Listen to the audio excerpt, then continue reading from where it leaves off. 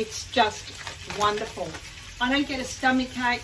It's low GI for Marco, so he actually is quite full through the whole day without, because sometimes rice you can be hungry after an hour.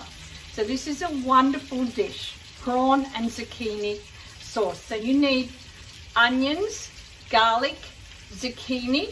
So I did it in the grater, in this side of the grater, and just grated it longwise. And prawns, olive oil and chopped parsley. And in this dish you need a bit of lemon.